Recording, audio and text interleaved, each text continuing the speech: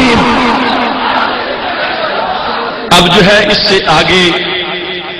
شان رسالت کے لحاظ سے عرفان القرآن کا جو انداز ہے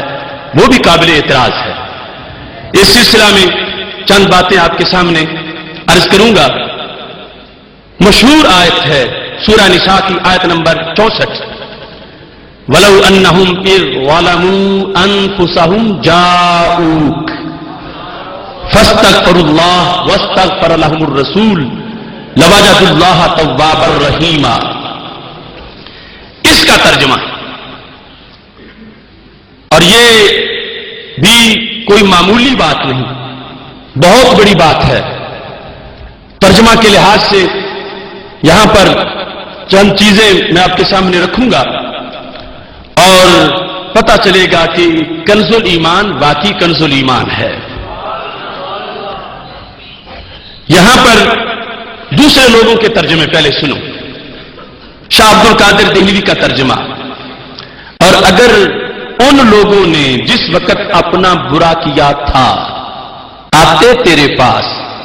پھر اللہ سے بخشواتے اور رسول ان کو بخشواتا، اللہ کو پاتے معاف کرنے والا مہربان. اس کے بعد اشرف علی تھانوی کا ترجمہ. اور اگر جس وقت اپنا نقصان کر بیٹھے تھے اس وقت آپ کی خدمت میں حاضر ہو جاتے پھر اللہ تعالیٰ سے معافی چاہتے اور رسول بھی ان کے لیے اللہ تعالیٰ سے معافی چاہتے تو ضرور اللہ تعالیٰ کو توبہ قبول کرنے والا اور رحمت کرنے والا پاتے. اب یہ ذہن میں رکھیں کہ یہ جاتے پاتے یعنی ماضی کی بات ہے اور اس ترجمے سے پتہ چلتا ہے کہ آیت کے نزول سے پہلے کی یہ سہولت تھی. چونکہ آیت نازل ہوگی پھر تو زمانہ ہی گزر گیا اس ترجمے کے مطابق. اب اگر آپ کسی کو کہیں کہ اگر آج آپ صبح 8 بجے آتے تو ناشتہ کرتے تو اب سب کو پتا ہے کہ اب تو وہ وقت نہیں رہا. 8 بجے آتے تو کھانا کھاتے، اب وہ وقت نہیں رہا. سوچنا ذرا اس بات. پہلے تراجم آپ نے سن لیے کہ کس طرح اور لوگوں نے تراجم کیے ہوئے تھے اور پھر آپ سنیں گے کہ اعلی حضرت فاضل بریلوی رحمہ اللہ تعالی ان کا ترجمہ کس انداز کا ہے. لیکن اس سے پہلے وہ شیخ منہاج یہ عرفان القرآن اس میں اس آیت کا ترجمہ وَلَوْ أَنَّهُمْ إِذْ ظَلَمُوا أَنفُسَهُمْ جَاءُوكَ. آپ نے پہلے ترجمے ان کے سنے جاتے آتے پاتے. اب یہاں پر اگر وہ لوگ جب اپنی جانوں پر ظلم کر بیٹھے تھے آپ کی خدمت میں حاضر ہو جاتے اور اللہ سے معافی مانگتے اور رسول صلی اللہ علیہ وسلم بھی ان کے لیے مغفرت طلب کرتے تو وہ ضرور اللہ کو توبہ قبول کرنے والا نہایت مہربان پاتے. وہ ترجمے جو تھے بالکل اسی کی طرح یعنی وہ آپ ذہن میں رکھیں بلا تمثیل کہ اگر 8 بجے آتے تو ناشتہ کرتے. یعنی اس ترجمے نے نا امیدی پھیلا دی امت میں کہ یہ تو بتا رہا ہے کہ جب یہ آیت نازل ہوئی اس سے پہلے تھا کہ کوئی ظلم کر بیٹھا تھا تو آتا اور اس کو بھیک مل جاتی. تو ظاہری حیات جو ہے میرے محبوب علیہ الصلوۃ والسلام کی اس کے اندر بھی ایسی گنجائش یہ ترجمہ نہیں دے رہا شیخ منہاج کا. بعد از مثال تو بات ہی بڑی دور ہے.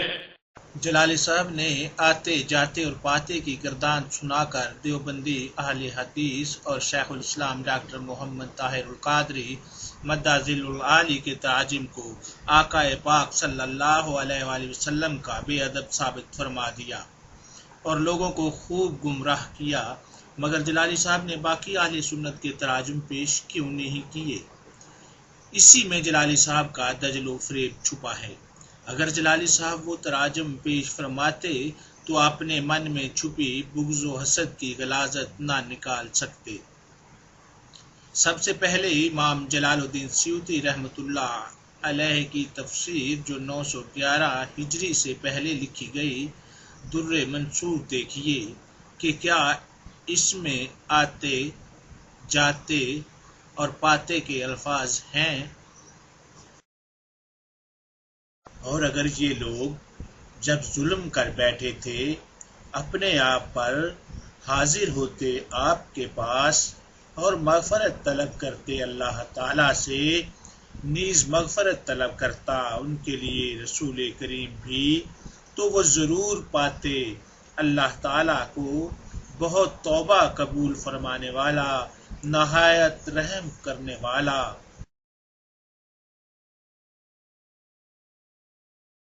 اسی کی طرح یعنی وہ آپ ذہن میں رکھیں بلا تمثیل کہ اگر 8 بجے آتے تو ناشتہ کرتے، یعنی اس ترجمے نے نا امیدی پھیلا دی امت میں کہ یہ تو بتا رہا ہے کہ جب یہ آیت نازل ہوئی اس سے پہلے تھا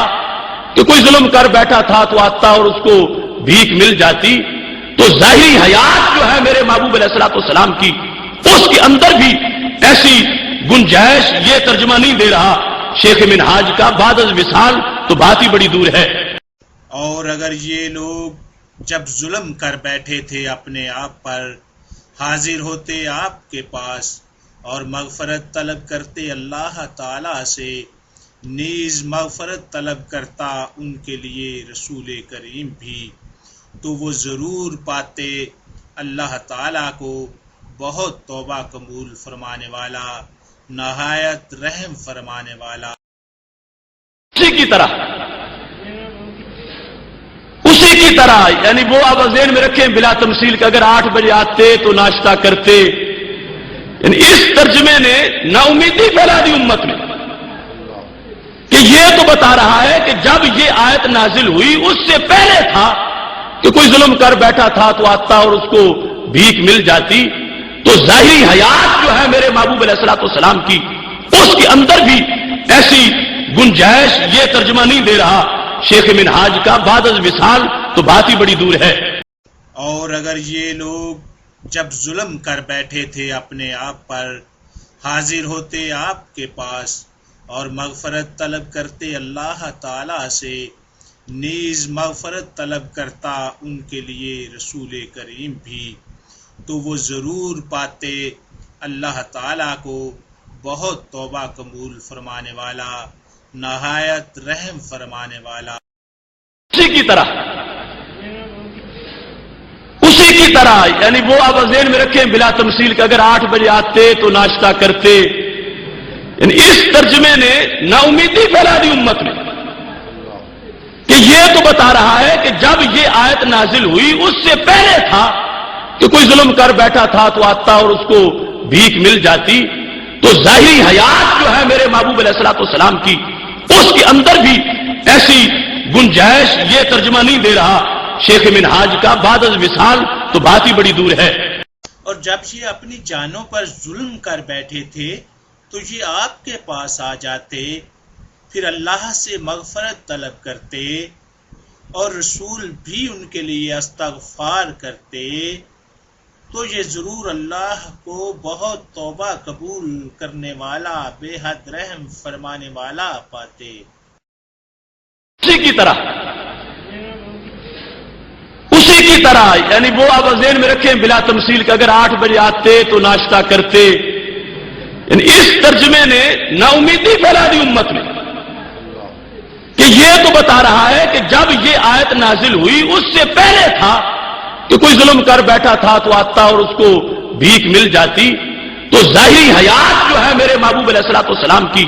اس کے اندر بھی ایسی گنجائش یہ ترجمہ نہیں دے رہا شیخ منہاج کا بعد از وصال، تو بات ہی بڑی دور ہے۔ اور اگر وہ کبھی اپنی جانوں پر ظلم کر بیٹھے تھے تو آ جاتے آپ کے پاس، پھر مغفرت طلب کرتے اللہ سے اور مغفرت طلب کرتا ان کے لیے رسول، تو ضرور پاتے اللہ کو بہت توبہ قبول کرنے والا۔ اور اگر وہ کبھی اپنی جانوں پر ظلم کر بیٹھے تھے تو آ جاتے آپ کے پاس، پھر مغفرت طلب کرتے اللہ سے اور مغفرت طلب کرتا ان کے لیے رسول، تو ضرور پاتے اللہ کو بہت توبہ قبول کرنے والا۔ اسی کی طرح یعنی وہ آپ ذہن میں رکھیں بلا تمثیل کہ اگر 8 بجے آتے تو ناشتہ کرتے، یعنی اس ترجمے نے نا امیدی پھیلا دی امت میں کہ یہ تو بتا رہا ہے کہ جب یہ آیت نازل ہوئی اس سے پہلے تھا کہ کوئی ظلم کر بیٹھا تھا تو آتا اور اس کو भीख मिल जाती तो ज़ाहिरी हयात जो है मेरे महबूब अलैहिस्सलाम की, उसके अंदर भी ऐसी गुंजाइश ये तर्जुमा नहीं दे रहा शेख मिनहाज का। बाद मिसाल तो बात ही बड़ी दूर है। आगे शान रिसालत के लिहाज से इरफानुल कुरान का जो अंदाज है वो भी काबिल एतराज है। और हमने आपका गमे उम्मत का वो बार आपसे उतार दिया